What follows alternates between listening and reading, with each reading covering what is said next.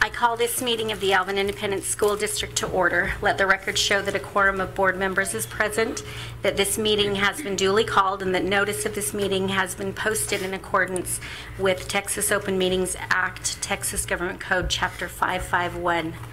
Welcome, and thank you for that attention. That was pretty impressive. I never am able to command that. So we will begin with Trustee Scheibel offering an invocation and leading us in the pledges. If you'll all arise, please.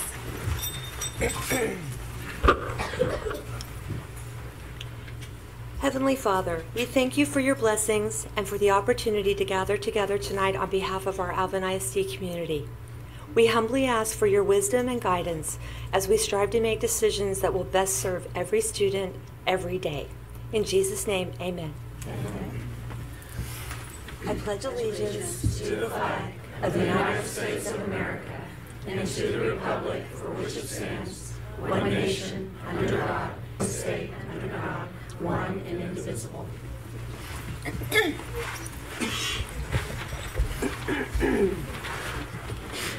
Thank you, Vivian. We will turn the time over to Lisa Burns to introduce our greeters and take care of our commendations for the night. Thank you, Mrs. Tonini. So I hope you all were able to be greeted by our greeters this evening. And if they would come forward, these students, Indivisible, with liberty and justice for all. Honor the Texas flag. I pledge allegiance to thee, Texas. are members of Harvey Junior High's Men of Honor. And Men of Honor is a young men's group started by 3 Harvey Junior High teachers that focus on 7th and 8th grade boys in their transition into adulthood. If you want to stand up there. The purpose of this group is to give young men and women, young men who might need or want extra support, the chance to learn about themselves in a safe environment. We also have Mr. King with us today and Dr. Jerry Nelson, who lead the Men of Honor. So instead of me telling you about them, I would like them to introduce themselves and just kind of tell us what grade they're in and what they've learned. My name is Kevin Garcia, and what I've learned in being a Man of Honor is it makes me feel like a better person, makes me more kind, more generous. My name is Eduardo Modeno, and I'm a Man of Honor. And being a Man of Honor is really nice, and it helped me get more personality, and it helps me. It's just like I learn new things. Good. Well, thank you.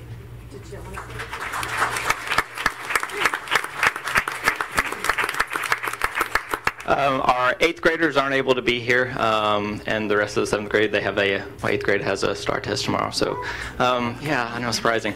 So I asked after school, because I haven't actually had a chance to ask some of our group since we've been starting meeting, like what they think of it. And asked them just their thoughts on it, and they said they really enjoy the group. I said, well, what do you enjoy about it? They said, all of them said that, and this was individual, they really enjoy just going there and talking to each other. And they feel like it's an open place. They feel comfortable with talking with each other. And it's, I think they just enjoy the camaraderie with everyone and within the group. And I know our group is, they still get in trouble a lot, but we're working through it, and it's teaching them that we're there for them no matter what, and I think they see that and understand that. So. Well, the only thing that I would add, besides simply echoing what Coach King just said, you know, we're privileged to spend a lunchtime every week with these guys. We talk as a district about every student every day, but what form does that take? What tangible way is that expressed? And so not simply every student every day, but every student matters. And if we're going to turn out good citizens into our community, then we need to help them to learn to be good citizens within the school system, and teaching them what it means to be a person of character when it comes to your academics, when it comes to your relationships with fellow students, And when it comes to aspirations in life, those are all things we have an opportunity to try to inlay. And I know Coach King and Mr. White, who also works along with us with the 7th and 8th grade guys, would all say that we feel an incredible privilege every week to spend a little time with these guys, and we learn from them just as we hope that they learn from us. Thank you.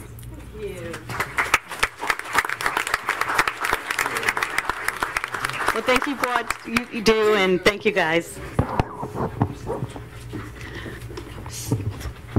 So next, we have 2 Alvin ISD students who have been determined as National Merit Scholarship finalists. So we have Shadow Creek High School's Kevin Doe, and I don't think Kevin was able to attend tonight. And we have Manville High School's Kara Maxwell. They received this recognition by representing less than 1% of the state of Texas high school seniors who took the PSAT and the SAT exams.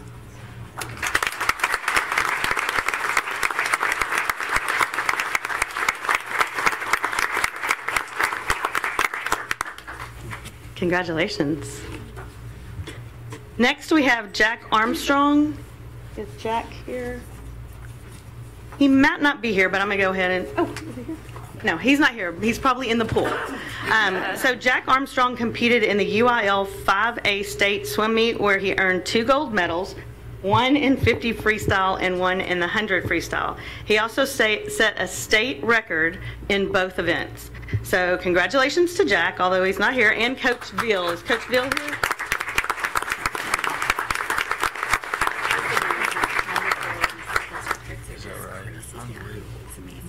Next is the Alvin High School Academic Decathlon. They went to state for the 4th year in a row, competing in the large school district division. The team scored a school record of 42,928.1 points.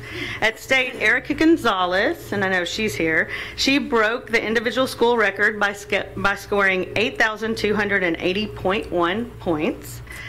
Joseph Garza placed 3rd in varsity essay and broke the school record, and Peyton Neubauer placed 2nd in honors interview. The United States Academic Decathlon is a 10-event scholastic competition for teams of high school students. The theme for the 2018-19 school year was the 1960s. Transformational decade. Students competed in 10 events, including interview, speech, essay, art, music, economics, literature, math, science, and social studies, as well as Super Quiz, which covers all categories. Each high school enters a team of up to 9 students who represent different grade point divisions. So tonight we have with us Erica Gonzalez, Peyton Neubauer, Jordan Turtner, Atticus Simmons, Cameron Patak, Ruth Turner, Jacob Garza, Joseph Garza, and Jonathan Kingsley.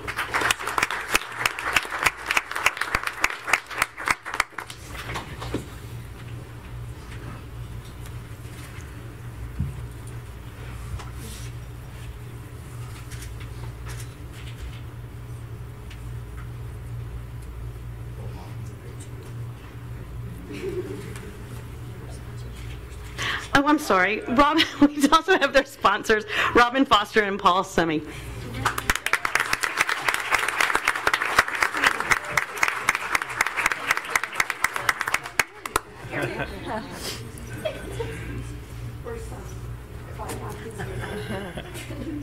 Go have your jackets. You have to get there with them.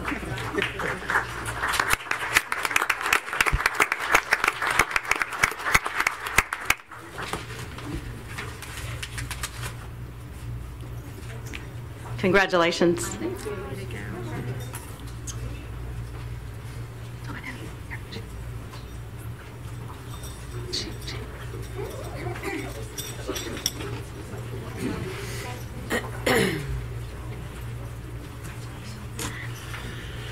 The Contemporary Arts Museum of Houston Teen Council presented Shapeshifters, which is a group exhibition featuring works by over 40 Houston area teen artists, chosen from an individual submission of over 700 works.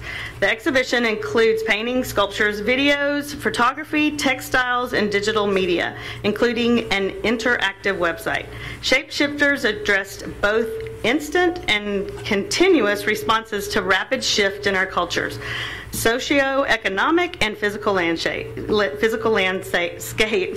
internal and emotional adjustment. The work will be on display until June 16th. So the following Alvin ISD students were chosen for this year's show and make up the highest percentage of works on display for any school district in the area. The first one is Alvin High School's Haley Collins.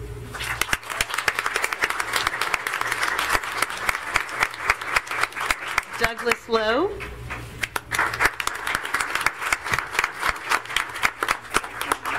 And Bryce Pennell. And their teacher is Claire Chauvin.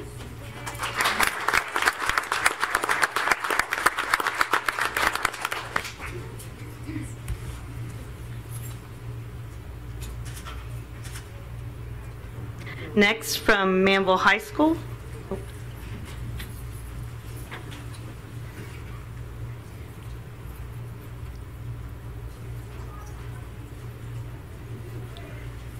Next, from Manville High School, we have Victoria Satterwhite.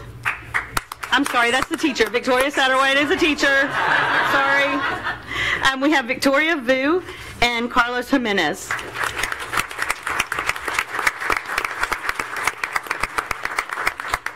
Also, Daniela Kuntz is the teacher. And Victoria Satterwhite. I just wanted to say your name a lot.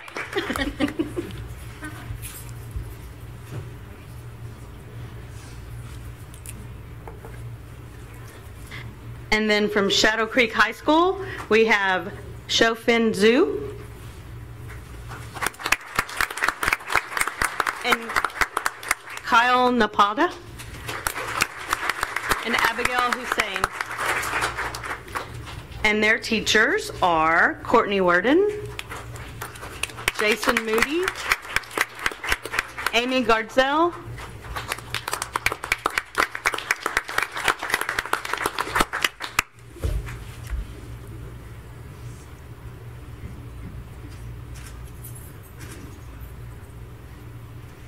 congratulations to all of you.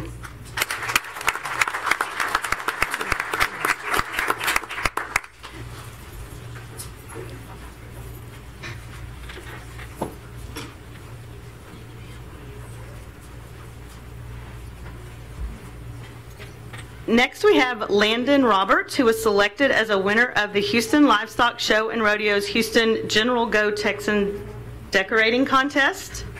Out of 6,500 entries from across the city of Houston and surrounding area, only 200 winners were selected. Her artwork was one of the 200 selected and displayed during the rodeo. This is Landon Roberts from Shirley Brothers.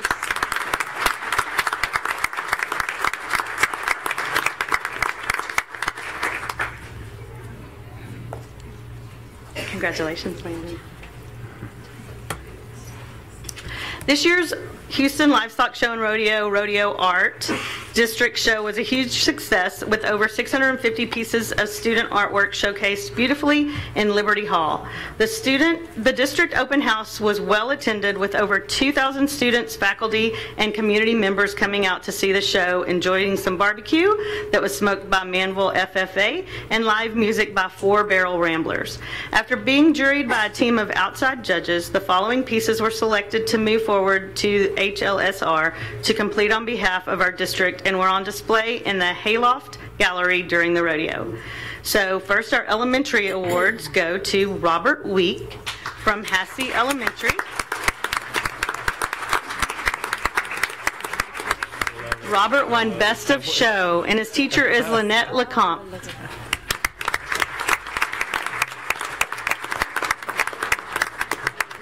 Robert dressed for the occasion. He's so cute. I know.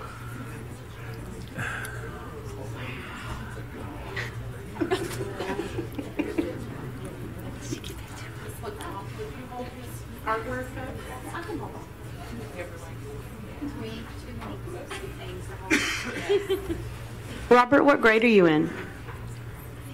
Kindergarten.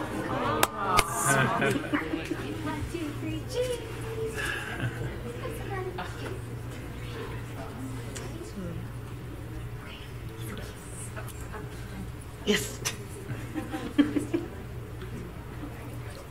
Thank you, Robert.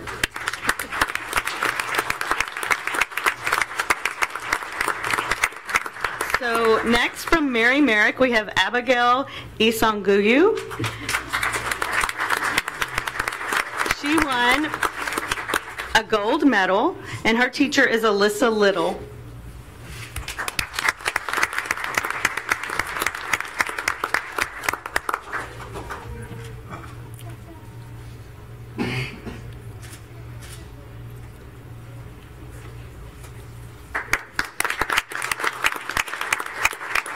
Next from Nolan Ryan Junior High, we have Althea Nigos. She won Best of Show, and her teacher is Maria Paulo.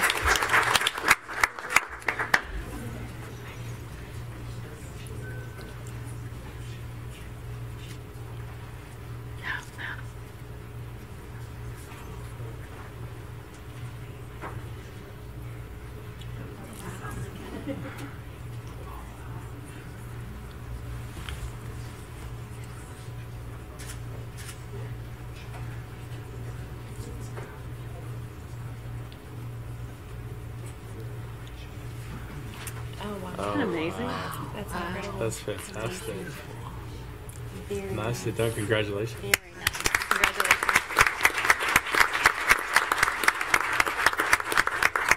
Next from Rodeo Palms, we have Isabella Corley. She won a gold medal, and her teacher is Karen Weindorf.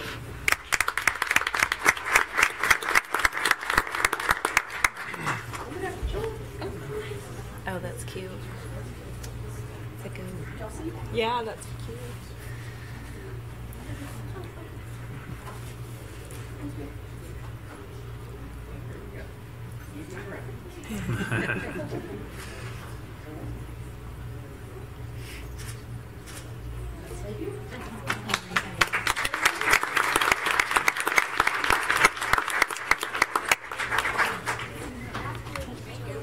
Thank you. Next, from Shadow Creek High School, we have Madison Moore.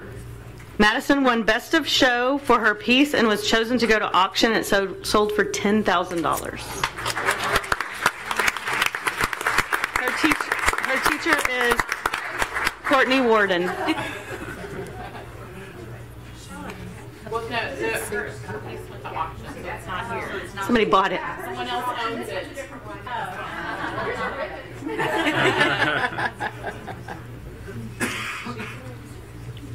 Okay. Next from Shadow Creek, we have Shofang Zhu, and her teacher is Courtney Worden, and she won a gold medal.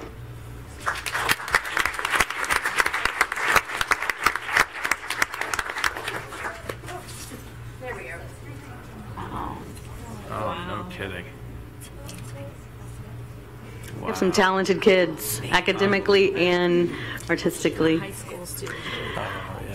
Next, we have John Lenago, but he's not here. He's from Shadow Creek, and Courtney is also his teacher. And he won a gold medal, and his piece was chosen to go to auction, and it sold for $7,000. So it's not here either.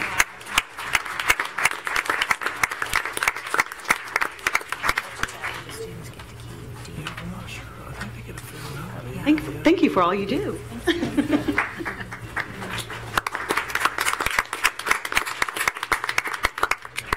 So next we have students from across the district participated in the Fort Worth Stock Show, the San Antonio Livestock Show, and the Austin Livestock Show, and the Houston Livestock Show and Rodeo. The following students received special awards.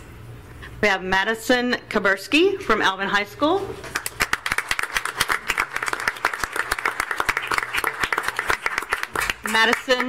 Madison placed first in her class with her breeding beef heifer Gert at the Fort Worth Stock Show, San Antonio Livestock Show, and Houston Livestock Show.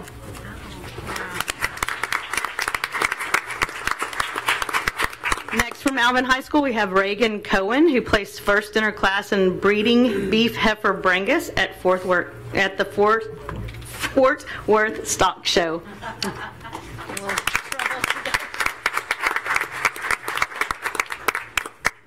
She must not be here. Next we have Wyatt Field. He isn't here, but he placed first in his class with his Barrow Pig at Houston Livestock Show. We have Caitlin Ramsey. There's Caitlin. Caitlin placed first in her class for her French Lop female junior breeding rabbit at the Houston Livestock Show.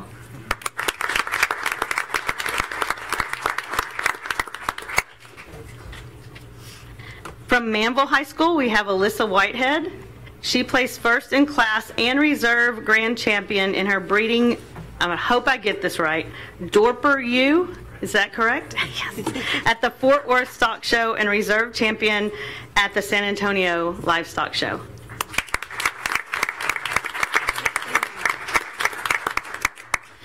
Also from Manville High School, we have Hunter Kent. He placed first in class with his market goat at the San Antonio Livestock Show.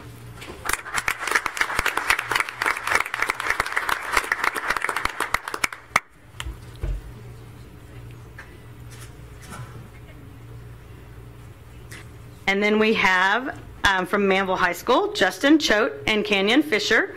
They placed first in their class in ag mechanics in the ag mechanic division with their 16-foot trailer at the Houston Livestock Show.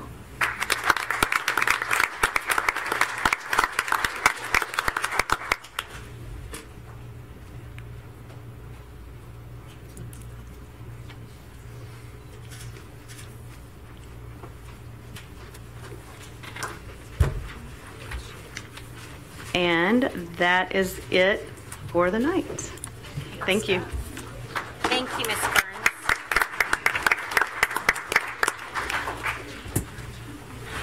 Congratulations. I know everybody's gone, but congratulations. That is amazing work that these guys are doing. Let's wait a minute.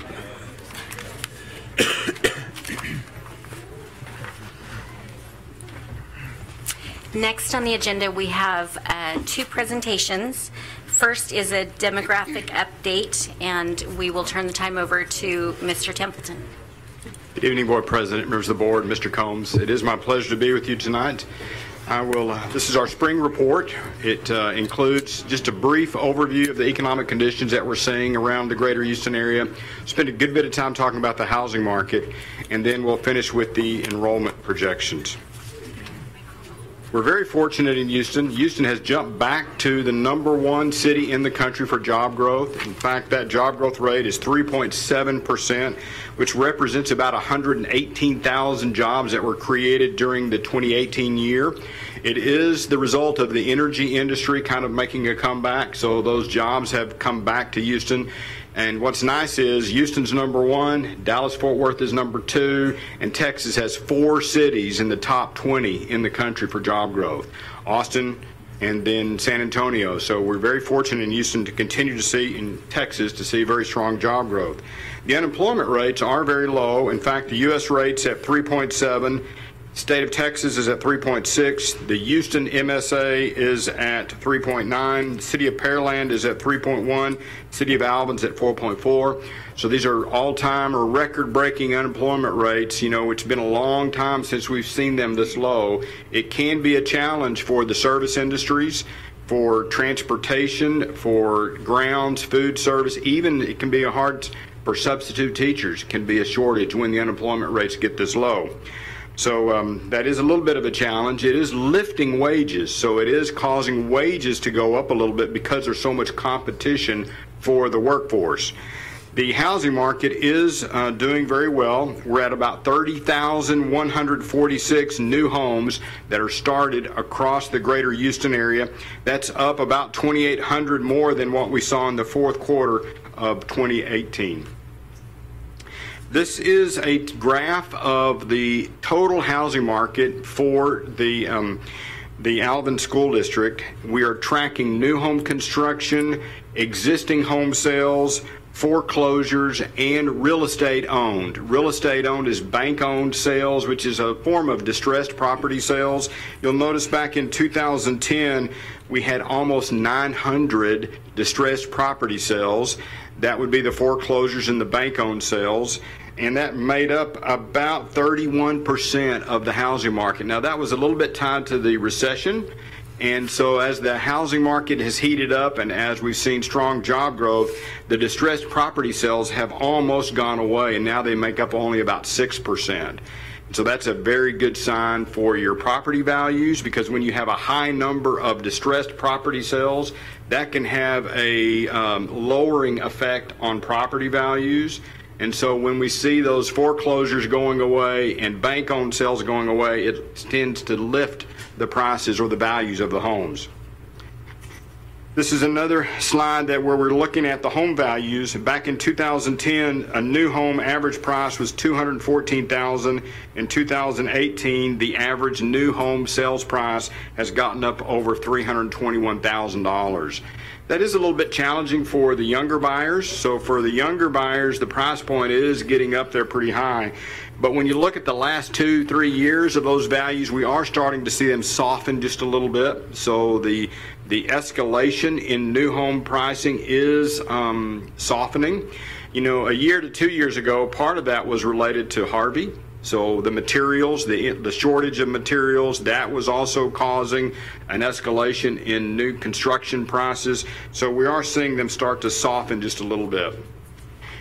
One of the other things that we're now doing, this is kind of new information, we are mapping and tracking existing home sales.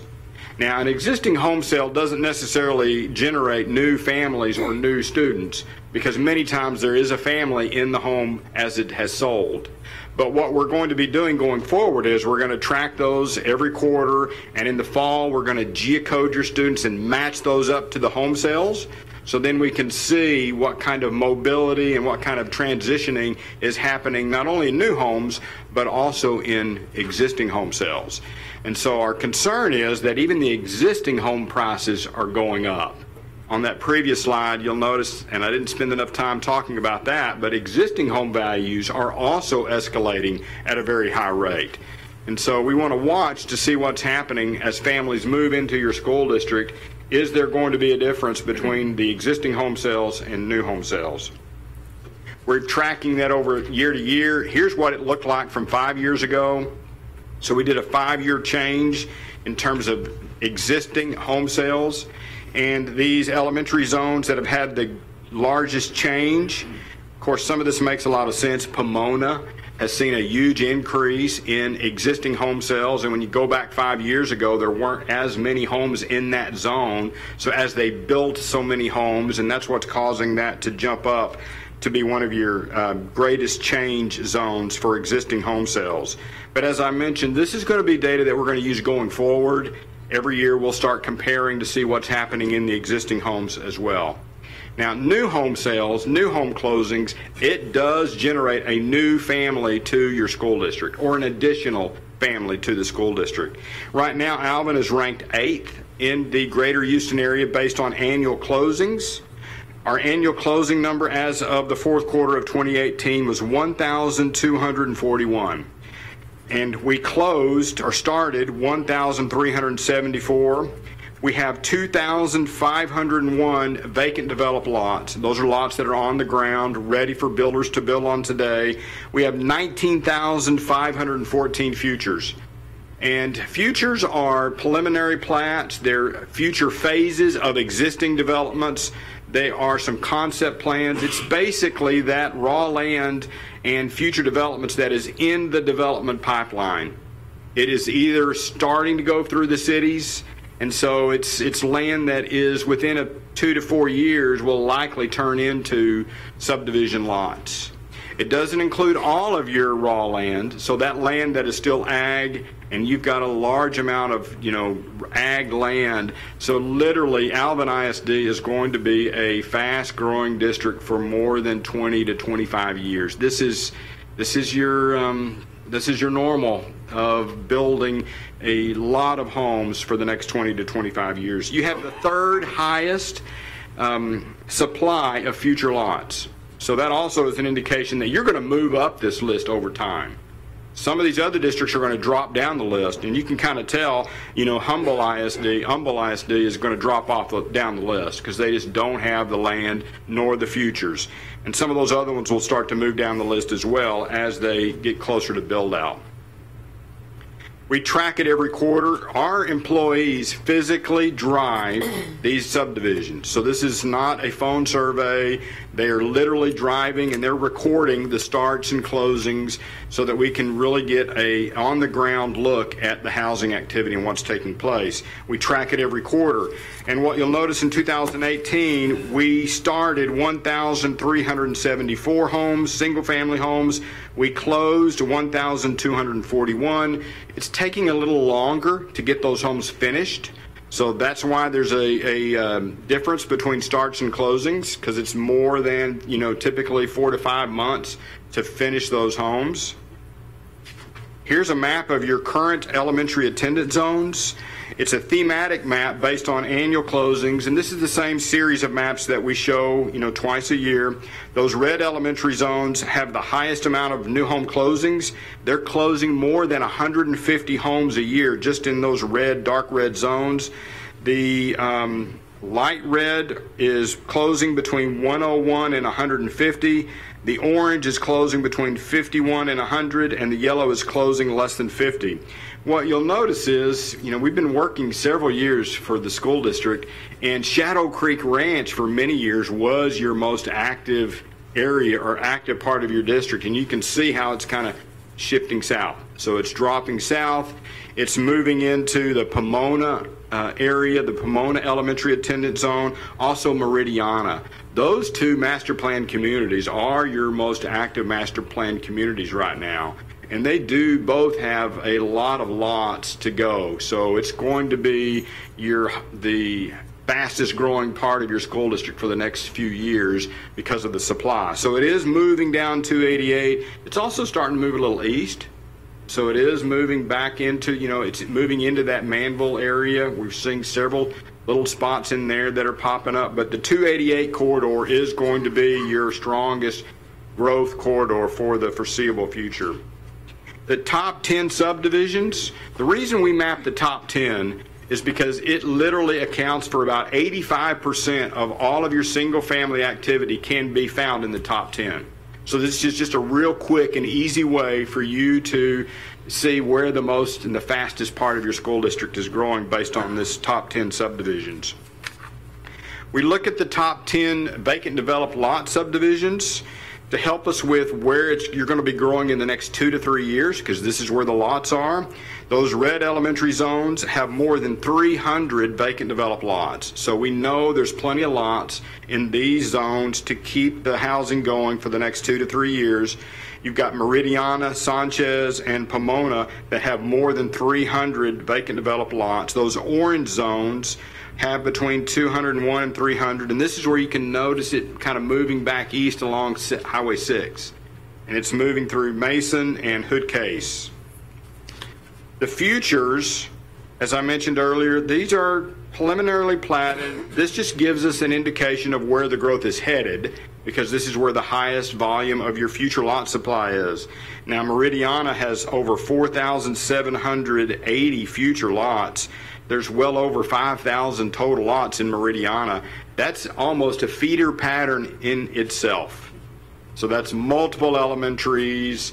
That would fill up a couple of middle schools, and that's almost a high school feeder pattern just in the Meridiana development, similar to Shadow Creek Ranch.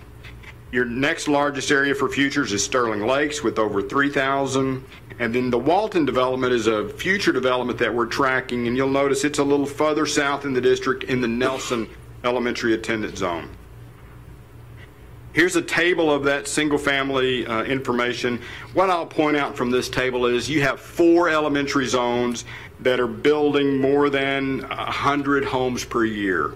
So the growth is spread out into several elementary zones. Pomona is the most active, building over 459 starts, and then you've got Sanchez with 225, Meridiana with over 200, Madison at 149.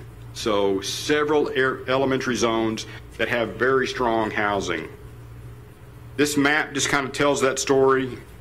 It's the green outlines, the green shaded in neighborhoods are active. That's where your single family housing is taking place. You've got 2,500 available lots to build on. And keep in mind, we're building about 1,300 homes a year. So that's a 2-year supply. So that is enough to keep it going. And then we've got 19,500 futures. Of those futures, the bulldozers are on the ground and they're preparing another 700 lots. So there's 700 lots that are in the development process that will be delivered within the next 2 to 3 months.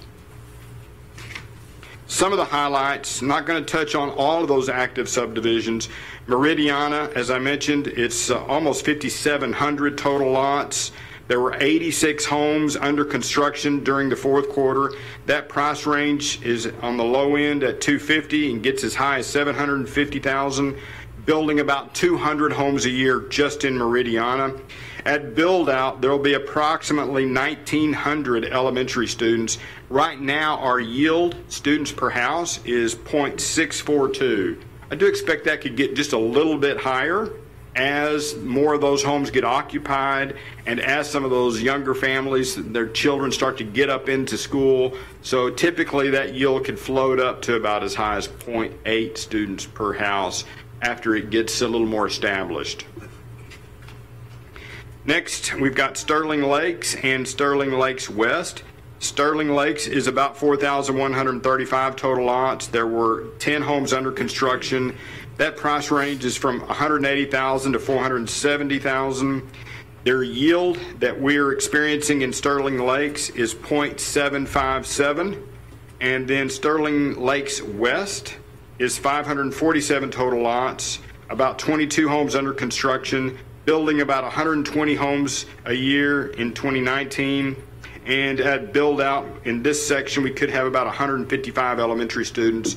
The yield currently is 0.687 students per house. Sierra Vista West, it is one of your newer developments.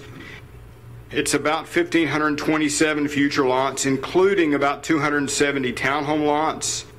This would generate, the total Sierra Vista West would generate about 420 total elementary students at build out. And then just to the east there, we have Sierra Vista with 732 total lots, 51 homes under construction during the fourth quarter. That price range is $200 to $350. And at build out, there would be about 205 elementary students.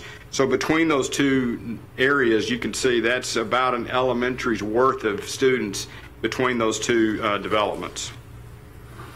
Now moving into the Manville area, Blue Water Lakes is also relatively new. It's about 329 total lots with 27 occupied homes, 20 homes under construction. At build out, this neighborhood would have about 85 elementary students. Lakeland, they've been building homes for a few years now.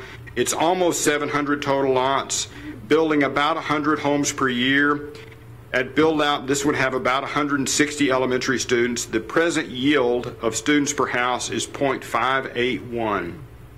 A little further east on Highway 6, we've got Martha's Vineyard, 315 total lots. First residents are expected this spring. That price range is $205,000 to $300,000. At build out would be about 95 elementary students when that neighborhood is complete. And that's just the highlights. We have that kind of information on all of the active subdivisions.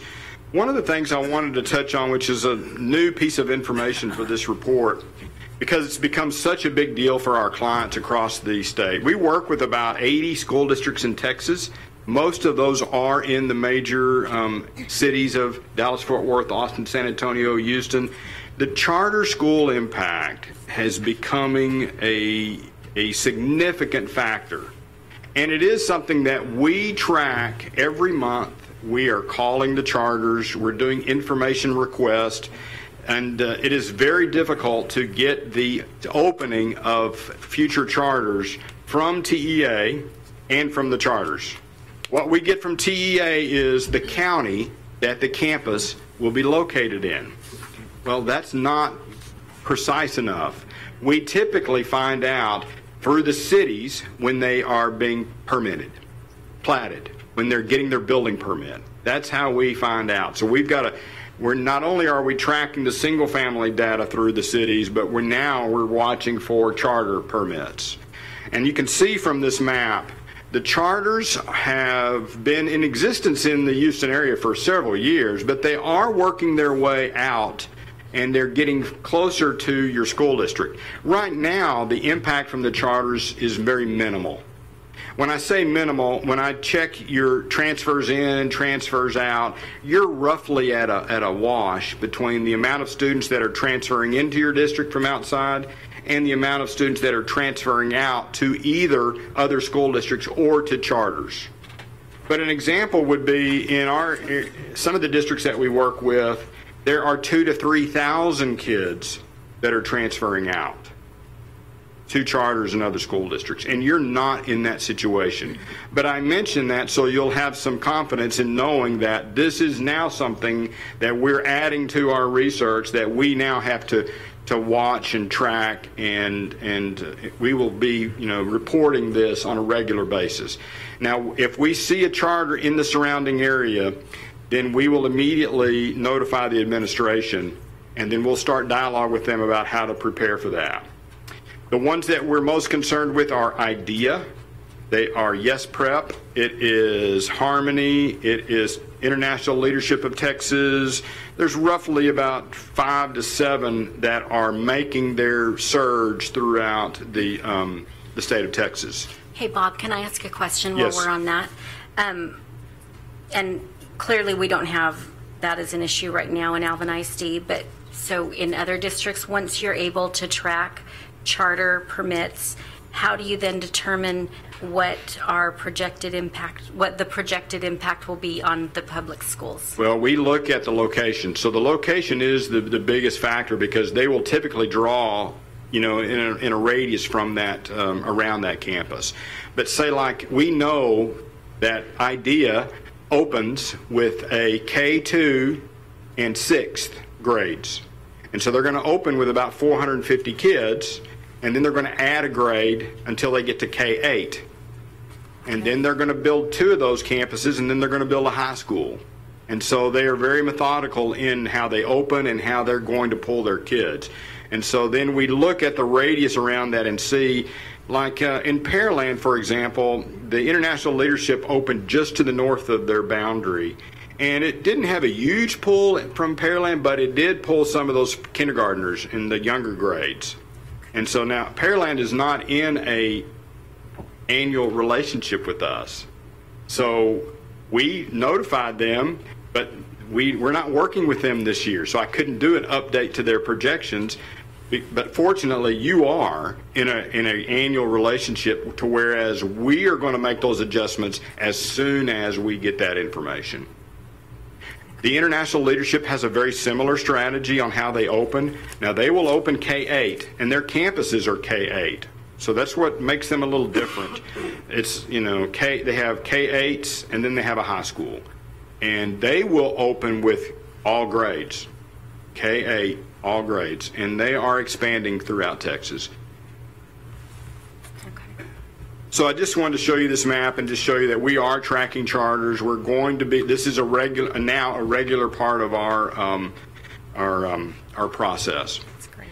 Wanted to give you a little bit of a picture of, how do we track? Well, here's looking at the last 3 years for our projections. I just did it at the grade level. And you'll notice that back in 2016, we forecasted that the enrollment would be 23,334, and in that year, the actual enrollment came in at 23,631, so you actually exceeded our forecast by about 300 students. And then the next year, we forecasted 25,000, and you came in at 24,887, so we were under about 132. This past year, we forecasted 26,000, and you came in at 25,946. So it was under by about 54 students. Our goal is to be less than 1%. So we're trying to be that less than 1% variance. And then over several years, we find that they tend to be in that 2 to 3% the further you get away from the base year. So Here's what the forecast looks like now for the next 10 years. This is a grade level projection. This past October, your enrollment was about 25,926. You grew 4.2%, which was about 1,039 additional students. Next October, we are forecasting the enrollment to be 26,955, which is growth of about 4%. In the next 5 years, we're forecasting that the enrollment growth would be 5,217, and that'll put your enrollment in the 2023-24 year at 31,143. In 10 years, your enrollment could grow by 9,667 students, and that would put your enrollment at 35,593. At the campus level, you'll notice those red rows. Those red rows are your elementary schools that are exceeding the total capacity. That does include your flex buildings. So Mark Twain Elementary is just barely over.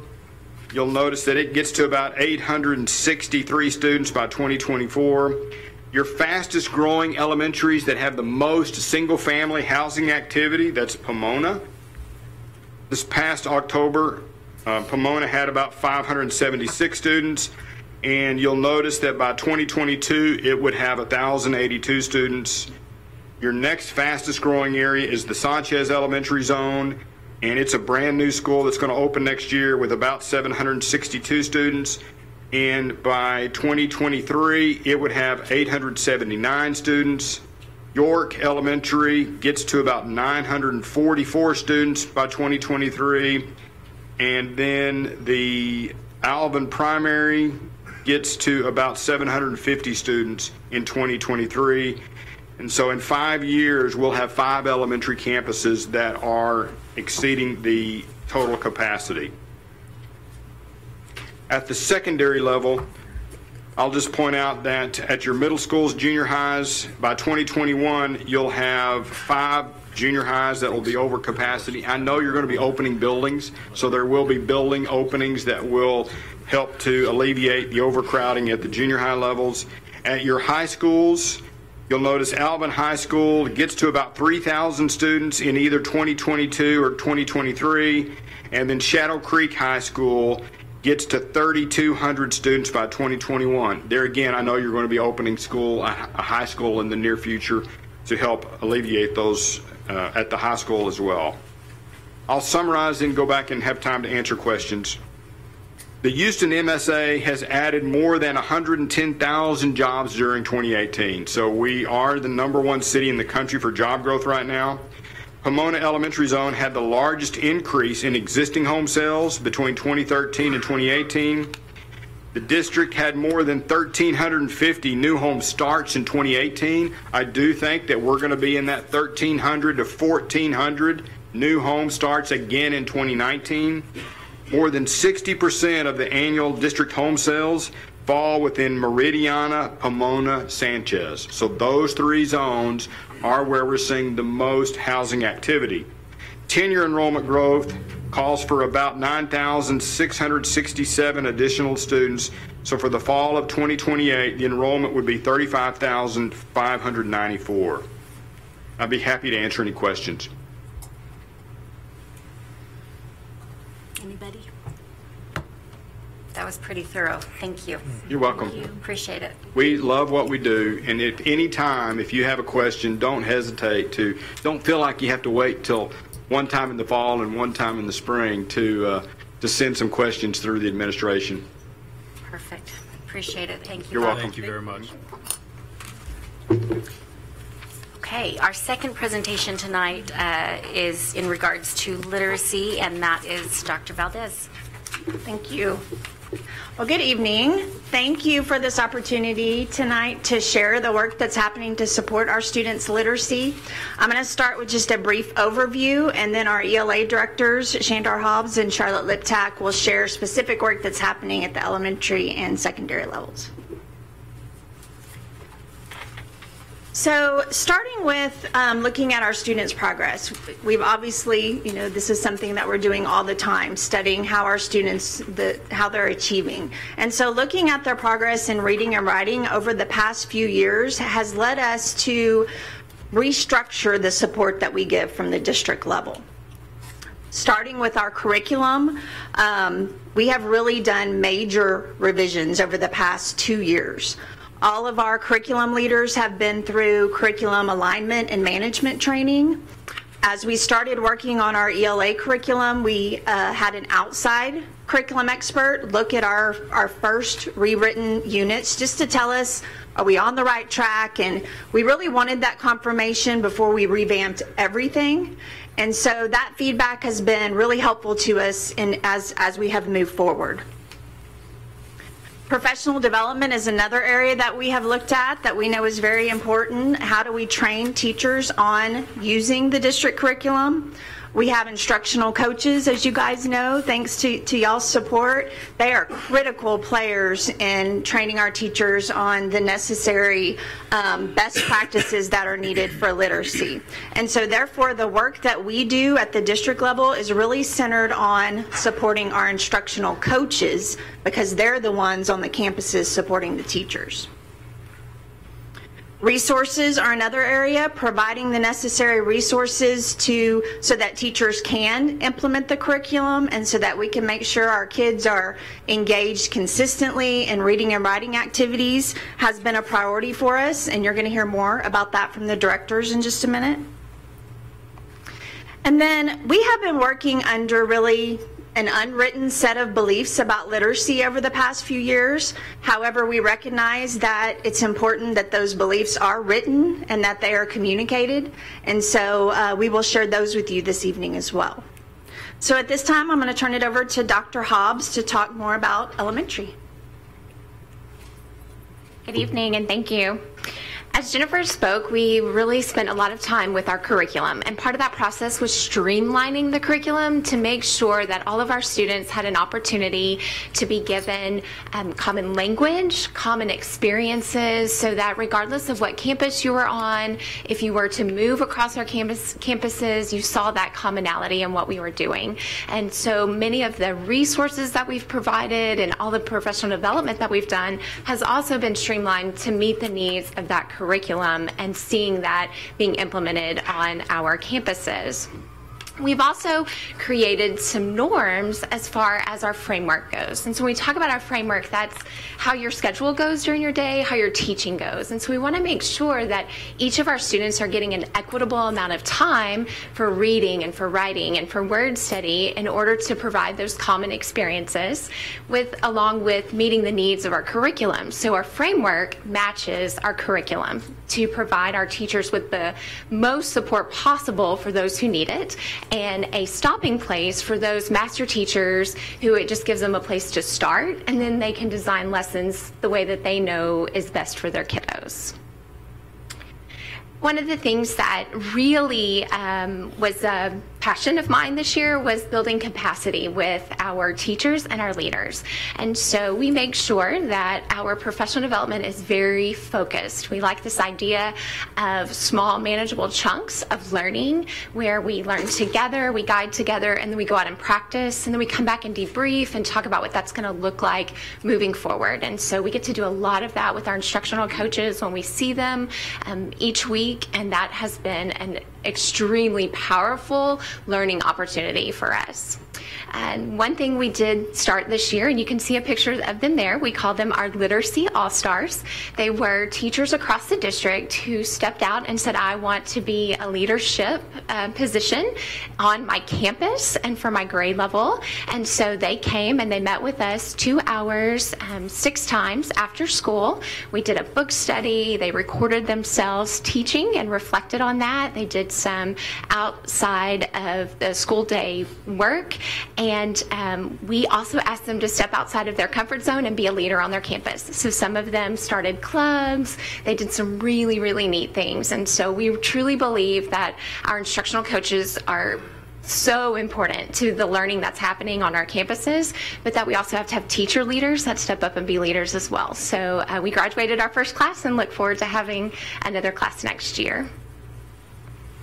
Classroom libraries has been such a big part of what we've done over the last year, and so I'm excited to share with you that this year we provided pre-K, K, and first grade classrooms, as well as sixth grade classrooms with classroom libraries. Next year we'll follow with second and third grade and seventh and eighth grade classrooms. Our third year of implementation will be fourth and fifth grade and English 1 and 2, and we'll round out on year 4 with English 3 and 4. And so what these classroom libraries provide that are a little bit different from our literacy libraries that provide guided reading books for instructional purposes, and then campus libraries that provide students with books that can be checked out and can be taken home. Our classroom libraries provide them opportunities to read and apply their skills immediately with books that are appropriate for their grade level. And so they can have common experiences with the other kiddos in their classroom and across their grade level because they have the same classroom library.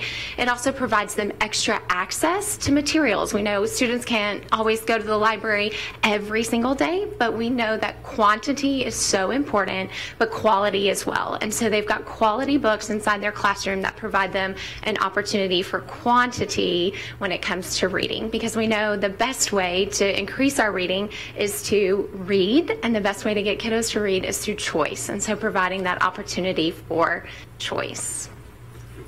We have this right now in what grades? Pre-K, K and 1, and 6th grade. And every year we're going to update those books and stuff too, right? We are working on trying to add a few books to our current, because we do our new campuses, of course, we'll have to add pre-K, K and 1, and then 2nd and 3rd and 7th and 8th we'll add this year as well. Very, very exciting. We are so thankful for that. This year, kindergarten through 8th grade will be getting new TEKS.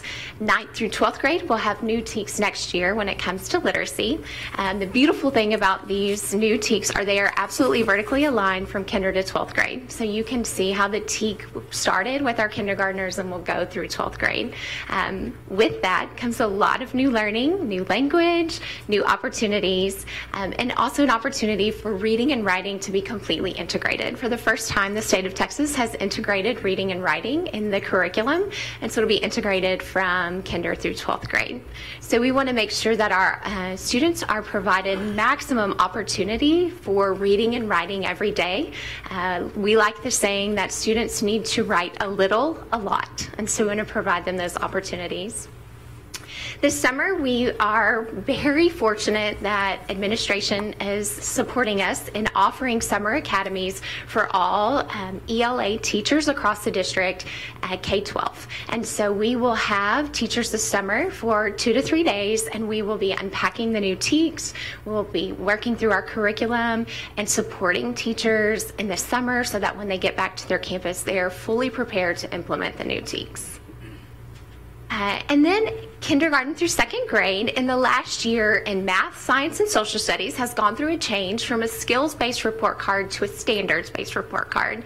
And so ELA will be making that change this year, and we're moving to a standards-based report card, whereas in the past, they've been skills that kiddos needed to master. We're moving to the standards that the TEKS require that students to master, which means there may be multiple skills that fall under that standard. So it is a bit of a change, but it helps us talk very specifically about students and their needs and where they're moving. So we're very excited about that.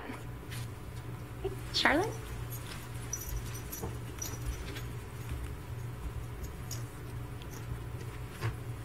So at the secondary level, we really needed to focus on why students become readers, not necessarily how they learn to read, but becoming readers themselves. And we knew that work started with our instructional coaches. And I'm going to point out 4 book studies just because they play such an important role in what we're doing at the secondary level. One of the book studies that we did with our instructional coaches is called Notice and Note.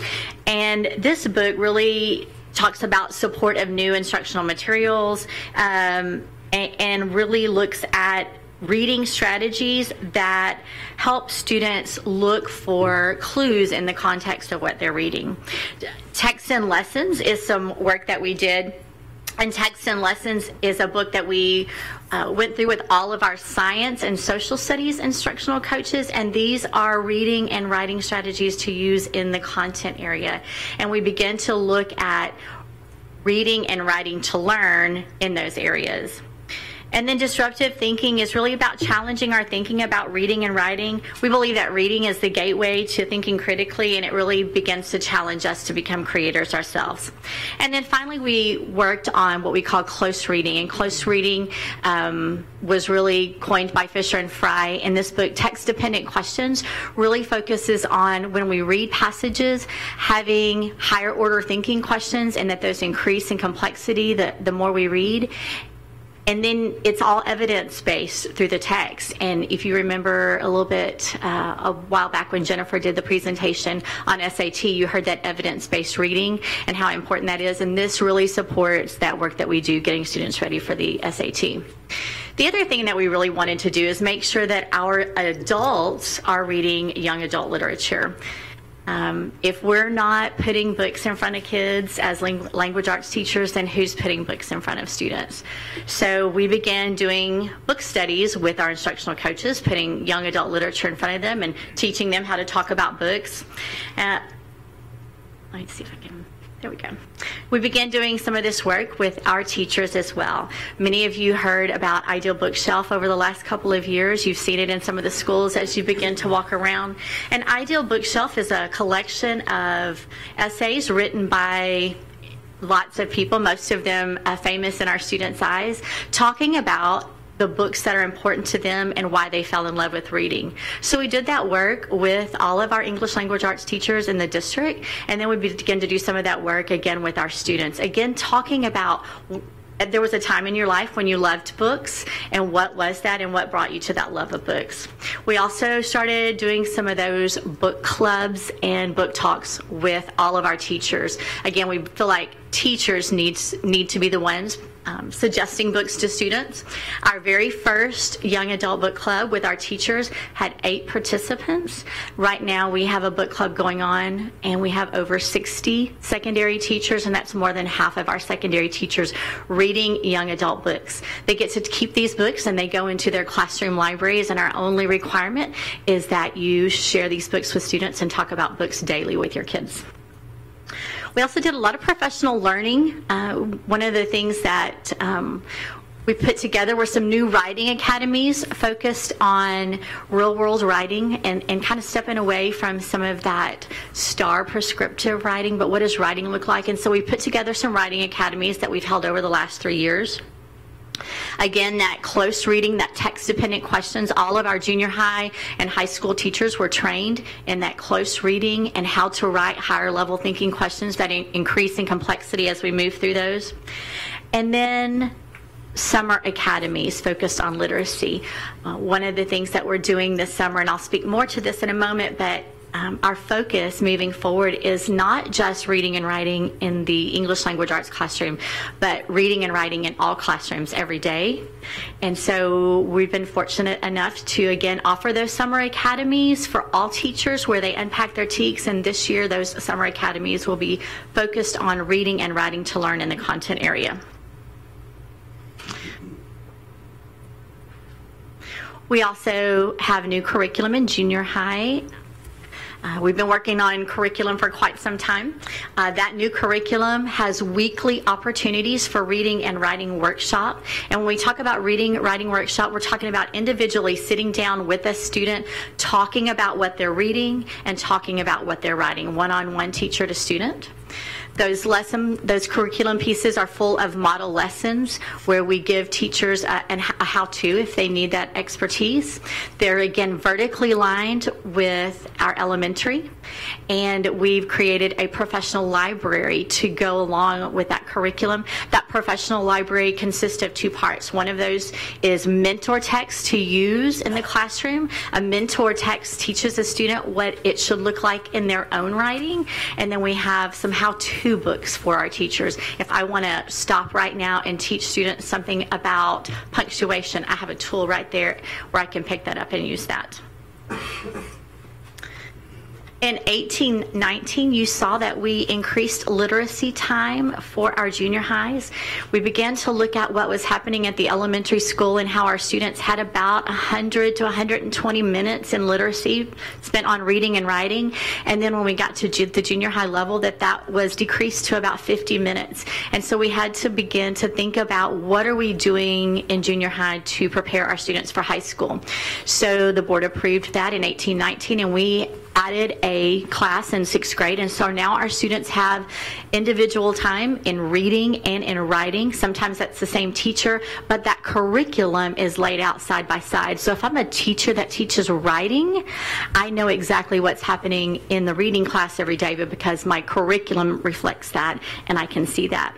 The great thing is that we're expanding that model to 7th grade in 1920, and so our 7th graders will also have that increased literacy time to about 200 minutes a day, about 100 minutes a day, sorry.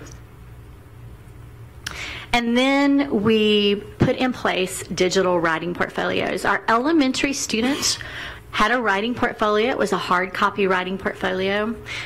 But sometimes hard copies don't make it where they need to go in junior high and high school, and it's hard to access that information. In a digital world, we needed to be able to put together some digital technology.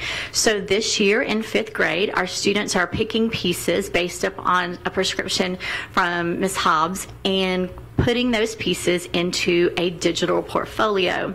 All grade levels are adding work to their digital portfolio this year, and this digital portfolio will travel with students 5th through 12th grade. We know that when we assess writing, a STAR test can't tell us how students are growing and can't monitor that progress, but writing from the beginning of the year, the middle of the year, and the end of the year shows us how a student is growing, and teachers are actively monitoring that and responding to students' writing portfolios, and we'll begin to see that progress year after year as teachers look at those writing portfolios and they grow. I wanted to share with you 2 quotes from some of our teachers teaching those 6th grade reading and writing classes, just so you see the impact. It says, "The amount of time students are spending immersed in literacy instruction is so powerful. I'm also able to really focus on the reading and writing instruction during those classes. The kids are able to make connections between text and their own writing and have time to investigate how to write like authors." Another teacher says, "Being able to focus on the writing, especially during individual student conferencing, is helping students' attitudes about writing. Now they look forward to writing each day." It's been amazing to walk through all of those writing classes on our campuses and see students excited about journaling and writing and putting their thoughts on paper. So about a year ago at this time, I was headed to a conference actually in the airport, and I began a conversation with a lady named Nicole from Scholastic, and she began asking about our literacy plan and what that looked like. And as Dr. Valdez mentioned, we had some unwritten rules and beliefs about literacy and some thoughts about how students read and why students read, but none of that was in a format that we could share with others. So we began to work with Scholastic. Many of you know Scholastic as the book club company where you can pick out your books on the little flyer and get those delivered to you, but they've also done some significant research in the area of reading and writing. And so we have been working with them, a group of district literacy leaders, to create a district literacy plan. We've worked with this group of leaders, worked with Scholastic, but we've had significant input from our instructional coaches, our teachers, and our campus leaders.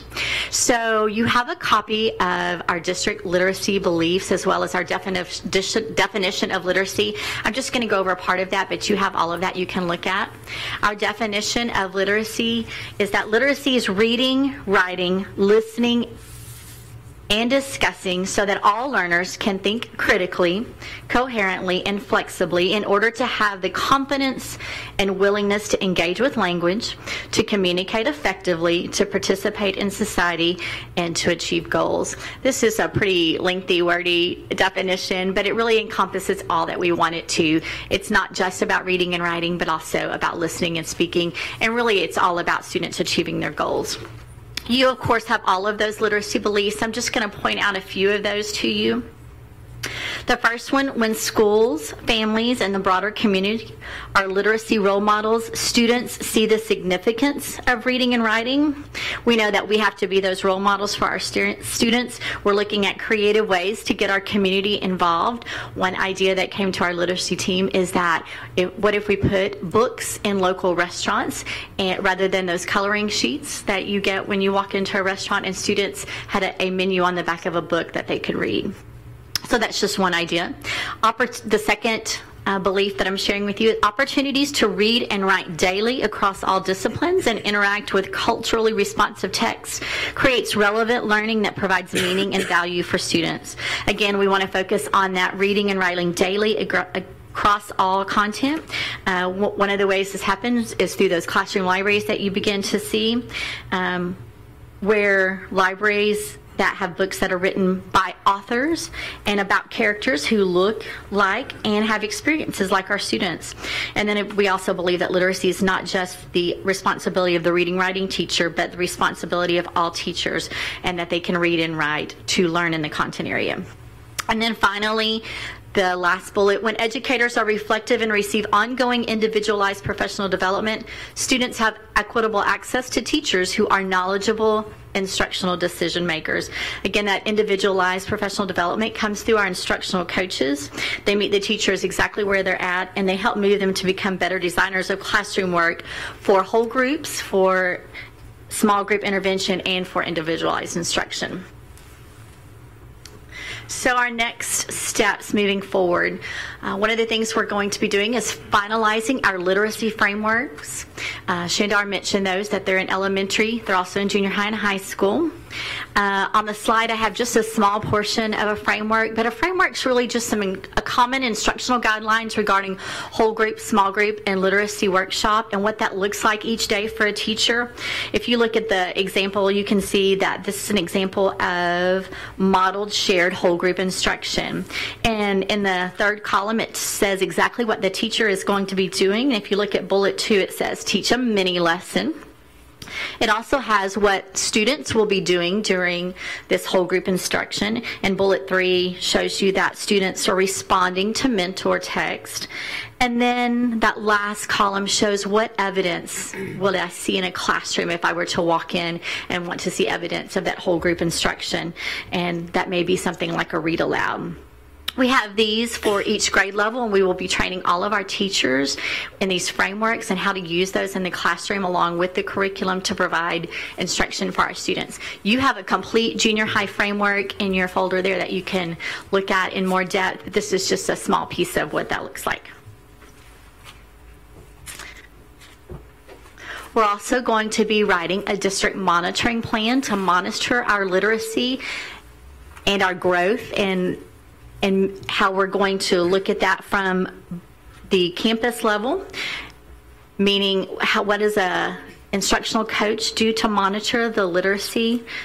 What does a campus administrator do to monitor literacy growth? And then finally, what does it look like for district administrators to go in and to monitor our literacy growth? We're also developing a literacy focus for each year, and we're doing this for both our ELA teachers as well as all content teachers, and this is just an example. This is our model for next year.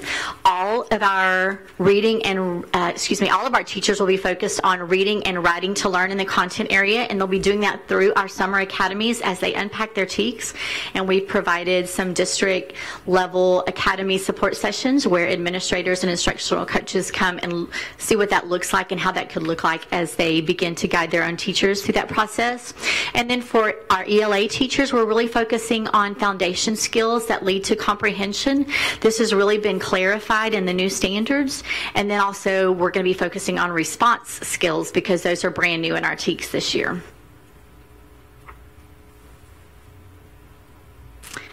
We're also going to develop a strategic plan to engage the family and the community in our literacy plan. We'll be publicizing the district literacy plan to our teachers, parents, and community members. And finally, we're going to filter all of our professional development, our curriculum, our resources, all through these literacy beliefs that you have in your hands. I have a question. Yes, ma'am. Okay, on the district monitoring plans, Yes. when do you expect to start seeing results, and how often are y'all going to monitor? So it will be different for each level. When we're talking about somebody that stays on the campus wow, there's light. When you talk about somebody that's on the campus every day, like an instructional coach who's in classrooms every day, that monitoring will happen more frequently. Someone at the district level, like Shandar, that monitoring would happen less frequently on each campus. We hope to start seeing results very quickly, and so we will actually monitor results very quickly. Although we're getting new curriculum, we've been working on our curriculum for a couple of years, and so we hope to start seeing growth, especially with the addition of the literacy time in 6th and 7th grade and the portfolios that are put in place 5th through 12th. So again, all of that takes time when we're talking about students beginning to love reading again and love writing again, but we will start monitoring progress immediately. Okay, thank you. Can I make a quick comment? Absolutely. So you mentioned on one of the slides, I hate microphones. Yeah, you mentioned on one of the slides about book talks. Yes. Just a little feedback. Not that I know anybody like this, but I might just have a reluctant reader at home. And there's been book talks in his language class this year. Powerful. Yes. And when you mentioned the reading, writing, and the discussing, I think that in the day of emojis, yes, the discussion part is key. So I just wanted to give that feedback. Thank you. It's powerful for the kids It that is. I've seen. And those book clubs have been powerful where students can actually get together and talk about books with each other. As y'all get these results, could we also get these results? Absolutely. We love sharing about literacy. So let's talk a little bit about results and get you involved as a community. So it's that time to talk about summer reading. And so last year we kicked off Get Caught Reading, and we wanted to keep that same idea of reading every day because it's just about choice and about your love of reading. So we have a beautiful new logo for this year. It says Just Read Today. And so this will be our marketing as we move forward. So last year we celebrated just over 4,700 students who participated and Get Caught Reading in some form or fashion. They maintained their reading level over the summer, and in the students there was about 7,000 that qualified, 58% of them made that celebration. So that's a huge piece for us in our first year of implementation.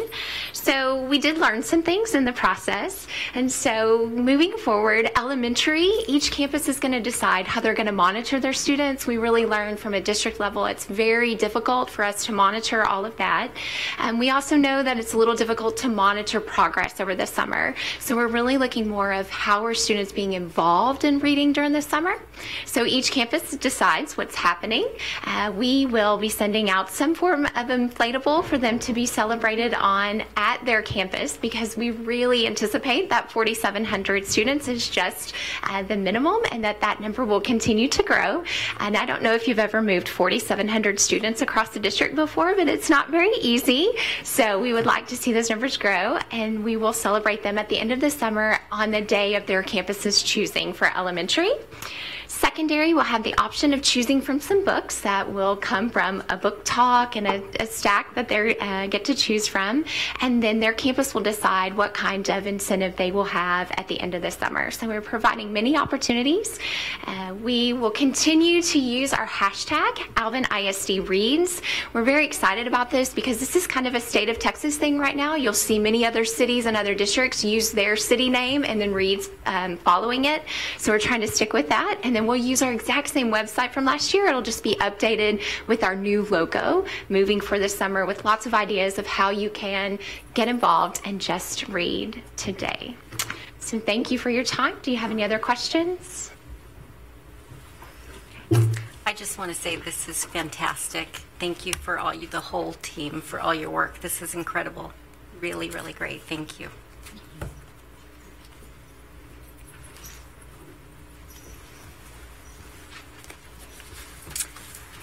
Okay. One thing they didn't mention is, of course, stay tuned for the book bus, being a part of the focus on reading, and lots of students and their families this last summer, and we anticipate the same, will be posting with that hashtag, and so those are always fun to watch. So, on the book bus, I should know, but I don't know. It goes out tremendously. Is it time for a second book bus yet? You know, I think it's staying pretty busy during the summer. It is not 100% of the time where it's out at a location. You know, we're continuing to monitor that. This last summer, we expanded the locations where it's going, but it's not staying full 100% of the time. And so I think, you know, we'll continue to monitor, and then when we get to the point where, you know, the staff on one book bus isn't able to accommodate the students, then I think it's worthwhile having that conversation. But at this point, it's encouraging just to see more and more stops for the book bus taking place with each passing month. Okay, so we'll move on in the agenda. Item number 7 is open forum. Marianne, did we? No submissions? Okay. Item 8 is the consent agenda. Are there any items on the consent agenda that any trustee wishes to pull? Okay. Hearing none, do I hear a motion for approval of consent agenda items A through E? So moved. There's a motion by Ms. Matoyer-Peterson. Is there a second? Second. Ms. Winterstrom, and any questions? All in favor of approval of consent agenda items A through E as presented? Motion passes 7-0. Item 9 on the agenda is a request to consider approval of basic life insurance. Trustees, our risk management department, under the direction of Donnie Merrick, has been looking at options regarding basic life insurance. Our former provider was coming to the end of the prior approved term, and so a bid was extended, and following the comparison, we came to the conclusion that based on the benefits that Mutual of Omaha was able to provide, it would pass on the same level of service to our staff while simultaneously providing a 10% reduction for expenditures for our district. Even beyond that, it also extends that cost savings to our staff members that acquire additional products through the agreement that we have for themselves and for their families. And so our recommendation is to go with Mutual of Omaha for a term of 4 years for a guaranteed rate. Okay, thank you, Daniel. Is there a motion to approve the basic life insurance as presented? So moved. There's a motion by Ms. Harrison. Is there a second? Second. Second by Ms. Scheibel. Any questions?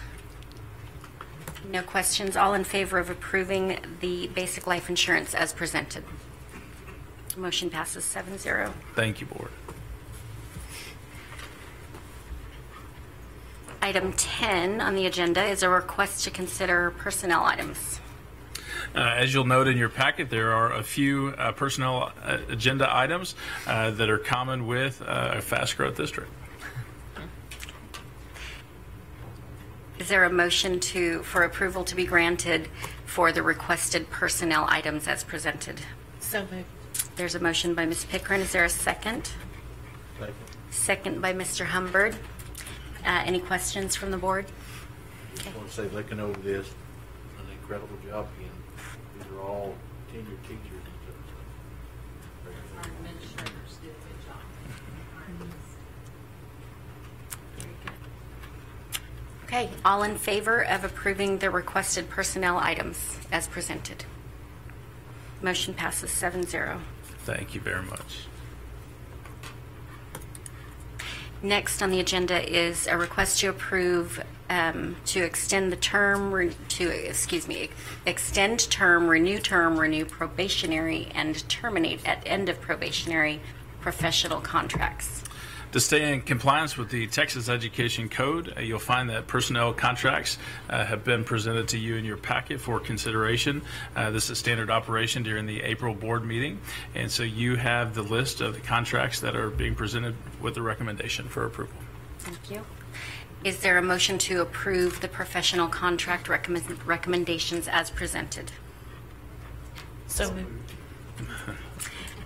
There's a motion by Ms. Pickren, and then there's a second somewhere, Mr. Humbird. You won. Any questions from the board? Okay. All in favor of approving the professional contracts as presented? Motion passes 7-0. Thank you, board. Item 12 on the agenda is we're already there. Hold on. Item 12 on the agenda is a request to consider approval of a lone finalist for Alvin ISD Superintendent of Schools. Over the past few months, the Alvin ISD Board of Trustees has been working through a process to locate the next superintendent of Alvin ISD. The board selected a search firm, Thompson & Horton, LLP, to assist with the extensive search.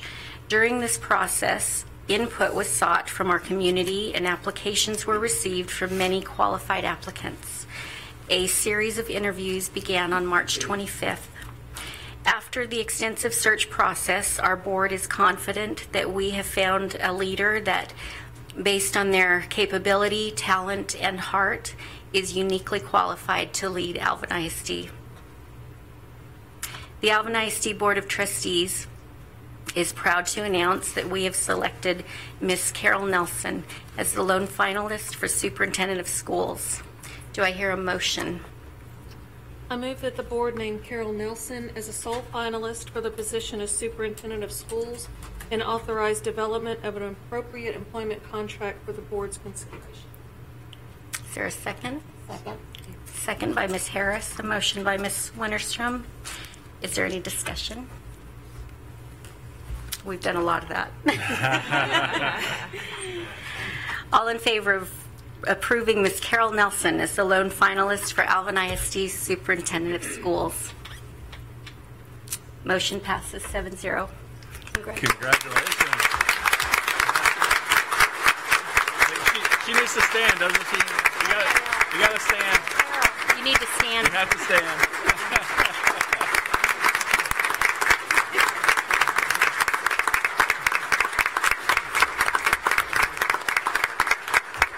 And now a speech. Just kidding. Just kidding. My family didn't come in, and I'm very touched. That's great. Absolutely. Can they stand up too? Are they? Against the wall. They're all, except for my daughter and love daughter-in-law, they're all the products of Alvin ISD. And so we're proud to say we're family here. And so just thank you, and thank you for your trust. And it's not about one person, it's about all of these people that make Alvin ISD, including y'all. So thank you very much. I look forward to serving. And 21 days is going to be short, but it's going to be long. We're excited. Absolutely. Thank you.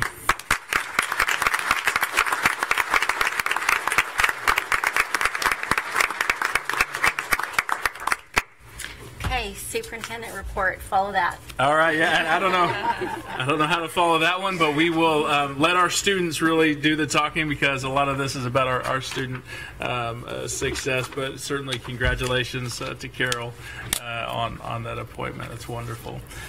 So our junior high students, really our Alvin ISD students, have just had tremendous success. You're going to see again, fine arts has continued to excel. You see right here the junior high students that participated in the choir UIL concert and sight reading. There were a total of 16 choirs from 7 junior highs that participated. 11 of these choirs received a sweepstakes, and 6 received a sweepstakes award for at least one of their performing groups. The following Alvin ISD junior high programs received a sweepstakes for all of the choirs that they had entered, and that includes McNair Junior High, Nolan Ryan Junior High, Rodeo Palms Junior High, and Manville Junior High. High. Also with some sweepstakes wins were Fairview and Alvin Junior Highs, and all 7 junior highs were recognized with a superior rating in at least one event. So that's fantastic for those programs. And for band, it wasn't much different. A total of 29 bands from 7 of our junior highs participated in the junior high UIL concert and sight reading. The following Alvin ISD schools received the sweepstakes rating for all bands entered, and that includes McNair Junior High, Nolan Ryan, and Rodeo Palms Junior Highs. 5 of our junior high schools from our district received a superior rating in at least one event. So again, excellence in the fine arts for our students. And the Manville High School students were able to participate in an unbelievably moving project. There is a video on YouTube that I encourage you to take a look at. They were invited by the Memory Project, a charitable nonprofit organization, to participate in this activity where the students actually made drawings and artistic works from photographs that had been taken by children that oftentimes don't have the ability to have images of themselves. And so these images were then shared back with the children in their home country. So just an unbelievably touching activity where our students were able to participate in. And Alvin ISD Transportation held its annual school bus rodeo. Please note the spelling up there. But that was on Saturday, March 23rd, and it took place at the Alvin ISD Heritage Complex. And many of our employees are advancing to the regional competition. You'll see there that our regular school bus rodeo winners, we have first place Donna McKay, second place Anna Avitia, third place Michelle Ibarra, and the alternate is Barbara Ellis. And for the special needs team, we have first place Jean Sutton and Robin Tackard, and second place Christina Hernandez and Diane Pluff. So congratulations to them and the excellence they displayed during that competition. And then a number of you were able to join us a couple days back, about a week ago tomorrow, as a matter of fact, during the board's Wednesday workshop prior to the board meeting. The board was gracious enough to move forward with a hire for Alvin High School. Coach Tim Teichel was named as the new head football coach and assistant athletic director. Thank you to the board for making that appointment during the workshop. Typically those occur at our monthly meeting, but that gave him a few more days to get prepared for Yellow Jacket football. So we are excited to have Tim Teichel with us here. On Saturday, April 13th, there is Alvin ISD Job Fair. So if you know of some incredible applicants to join the Alvin High School team, please make sure, or the Alvin ISD team rather, please have them join at Manville High School in the cafeteria from 9 to 11:30 a.m. on Saturday, April 13th. We'd love to have a conversation with them. And then our volunteers giving back. We have a tremendous partnership with so many community organizations and individuals, and so it is incumbent on us that we thank those that give so much to our students and to our campuses. And so we have an opportunity to celebrate them on April 16th from 11:30 a.m. to 1 p.m. and that will be at the Heritage Complex. And so we invite each of you to help share appreciation on behalf of the district, to those that do so much for our students on a regular basis. And the final announcement of my superintendent's report as interim superintendent is, I think we need to have a photo, an official photo, with the Board of Trustees and your newly appointed lone finalists before we move on. So can I invite the board to join Ms. Carol Nelson down front before we adjourn the meeting? Did she introduce her family to us? So, I'm over here and I can't see you when you're standing on the wall. So my son Rob, he was a 2013 graduate of Alvin High School. He went to University of Texas and attends UT Dental School in Houston now. Has a test tomorrow, so Emily drove in from Hallettsville. She's a doctor now. She graduated And she's doing her residency at Texas A&M for the next 3 years. Gig 'em. She'll be there. And then Julia is my daughter-in-law, and she is a graduate of UT as well. They got married last summer, and she's at SCI in Houston, and she's in the business sector there. And then Katie drove in from Austin. She's going to graduate from UT, and she was in 2015. Sorry, Emily was in 2011, so every 2 years. And she's going to be attending Texas A&M vet school. So they're all kind of gravitating toward College Station, which is great. It's a great place to go. And my husband graduated in 1984 from Alvin ISD. And his dad graduated in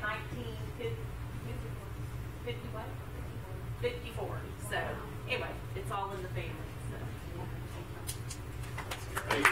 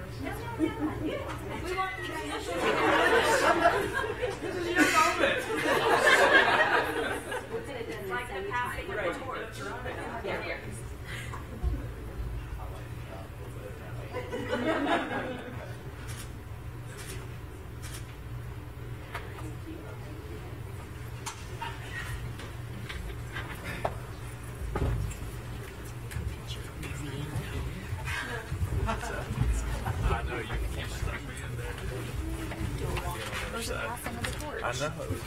Yeah.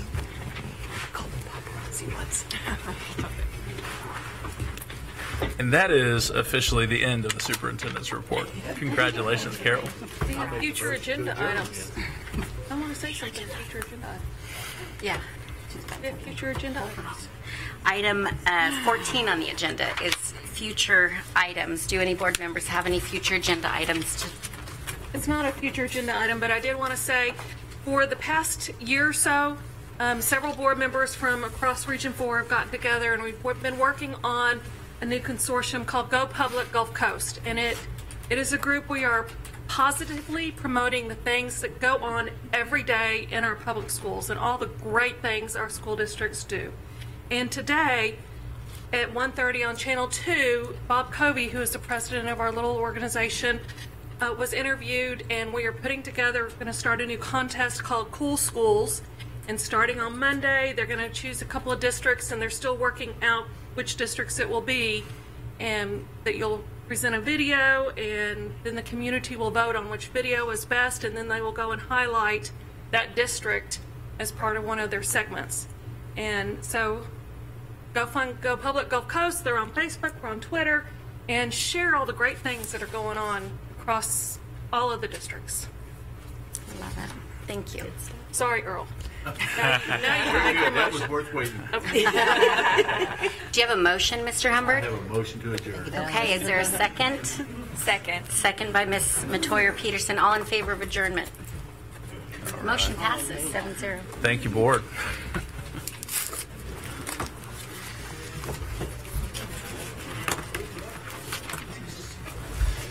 Congratulations.